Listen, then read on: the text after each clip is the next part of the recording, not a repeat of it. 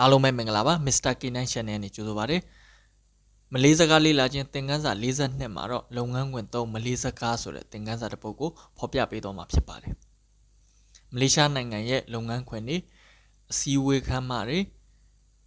group chat တွေမှာပြောကြားတဲ့စကားလုံးတွေပို့ပြီးယဉ်ကျေးတဲ့အသုံးအနှုန်းတွေကိုစူးစမ်းပြီးတော့ဖော်ပြပေးတော့မှာဖြစ်လို့ Mr. K9 Channel ရဲ့ YouTube ကိုလည်း like and subscribe လုပ်တော့ဖို့မမေ့ပါနဲ့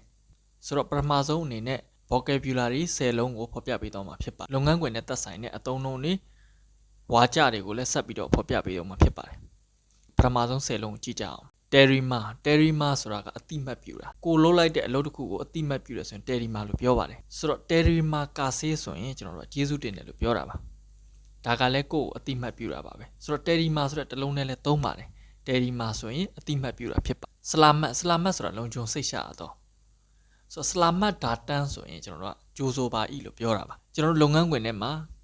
construction တွေမှာဆိုရင်ကျွန်တော်တို့ safety helmet တွေဆောင်းရတယ် safety belt တွေဝတ်ရတယ်အဲ့ဒါ secure ဖြစ်ဖို့ပါဆိုတော့အဲ့လိုလုံခြုံစိတ်ရှာရအောင်လို့အသုံးပြုတဲ့ပစ္စည်းတွေပေါ့အဲ့ဒီနေရာမှာကျွန်တော်တို့ selamat ဆိုတဲ့စကားလုံးကိုသုံးပါတယ်ဘာသာမဆိုတာလိုက်ပါဆောင်ရွက်တာအတူတူလောက်ကင်ဆောင်ရွက်တာပေါ့သူကစမဆိုတာတူညီတာလေကျွန်တော်စမဆိုရင်တူတူပါပဲterima kasih လို့ပြောရင်စမထပ်တူပါပဲလို့ပြောတာပါဆိုတော့ဘာစမလုပ်ငန်းခွင်မှာရေးပါတယ်ပြောပါတယ်ဘာစမတော့အတူတူလုပ်ကြအောင် follow လုပ်ပါကိုအတူတူလုပ်ပါစူးစမ်းလုပ်ပါလို့ဆိုလိုတာပါ habiskan ဆိုတာပြီးမြောက်သည်မင်းလုပ်တစ်ခုပြီးပြီလားလို့ပြောချင်လို့ရှိရင် surah habiskan သူကကန်ထဲတာကယဉ်ကျေးအောင်သုံးတာပါ habis ဆိုတဲ့စကားလုံးတစ်လုံးလည်းသုံးလို့ရပါတယ်သူကပြီးမြောက်တာပါဝါဒန်းဖြစ်သွားတဲ့အခါမှာသုံးပါတယ် biasa သူ့ရဲ့မူရင်းအတန်တော့က biasa လို့ထွက်ပါတယ်ဆိုတော့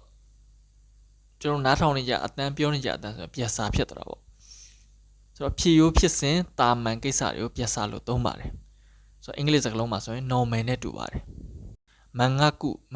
ဆိုတာဝန်ခံတာလက်ခံတာကိုအမားကိုဝန်ခံတယ်ကိုပြုလုပ်ထားကြအောင်ဝန်ခံတယ်ဆိုရင်မန်ငါကုလို့သုံးပါတယ်မန်ငါကုဝန်ခံသည်လက်ခံသည်တမ်ပဆိုတာကထပ်တိုးတယ်ကျွန်တော်အလုသမားဥယေထပ်တိုးတာပဲဖြစ်ဖြစ်ပစ္စည်းစီးရင်ထပ်တိုးတာပဲဖြစ်တမ်ပလို့သုံးပါတယ်တမ်ပထပ်တိုးသည်အလင်ကန်ဆိုရွှေ့သည်ဖယ်ရှားသည်ဆိုကိုယ့်ရဲ့ကားကိုဒီနေရာနဲ့ဟိုနေရာရွှေ့ပေးပါလို့ပြောရင်အလင်ကန်လို့သုံးပါတယ်ဆိုတော့မလေးစကားမှာဆိုရင်ပင်တာနဲ့လည်းတူပါတယ်အလင်ကန်လို့လည်းသုံးပါတယ်ဝါကီဆိုတာကကျွန်တော်တို့လုပ်ငန်းခွင်မှာအသုံးများပါတယ်ဆိုတော့အေဂျင့်ကိုပြောတာပါဆိုတော့ကိုကဒီအစည်းအဝေးကိုမတက်နိုင်ဘူးဆိုရင်ဝါကီတယောက်လွှတ်ပေးပါလို့ပြောပါလိမ့်မယ်ဝါကီဆိုတာကိုအစားတက်ပြီးမဲ့သူကိုရဲ့ agent ဆိုတော့ second ကိုလည်းကျွန်တော်တို့ဝါကီလို့သုံးပါတယ်ကိုအောက်က sub contractor ကိုလည်းဝါကီလို့သုံးပါတယ်ဆိုတော့ဝါကာတွေကိုလည်းကျွန်တော် packager ကိုရဲ့အလုပ်သမားဆိုဘူတာလို့လည်းသုံးပါတယ်ဆိုတော့ဝါကီလို့လည်းရေးကြပါတယ်ဆိုတော့ဝါကီဆိုတဲ့စကားလုံးကကျေပြန့်ပါတယ် agent ကိုစားပြုလို့လည်းသုံးသလိုကိုအောက်က company ကိုလည်းဝါကီလို့သုံးပါတယ်ဂျန်ဂျီဆိုတာကဂတိပေးသည်ဂတိပြုသည်ဆိုတော့ဂျန်ဂျီဆိုတဲ့စကားလုံးကရှေ့သင်ခန်းစာတွေမှာလည်းပြောပြခဲ့ပြီးဖြစ်ပါတယ်စကားလုံး10လုံးရှိပါတယ်စကားလုံး10လုံးပြန်ပြောရရင် terima အတိမတ်ပြုသည် selamat လုံခြုံစိတ်ချရသောဘာသာမဆိုတာလိုက်ပါဆောင်ရွက်သည် habiskan ပြီးမြောက်သည် biasa ဖြစ်မြဲတာမန်မငါကုဝန်ခံသည်လက်ခံသည်တမ်ပထတ်တိုးသည်အလင်ကန်ရွှေ့သည်ဖယ်ရှားသည်ဝါကီ agent ကိုစားပြုသူဂျန်ဂျီဂတိပေးသည်လုပ်ငန်းခွင်နဲ့သက်ဆိုင်တဲ့မလေးစကားနဲ့ဝါကြတွေကိုနောက်ထပ်ဗီဒီယိုတွေမှာလည်းဆက်လက်ဖော်ပြပေးသွားမှာဖြစ်ပါတယ်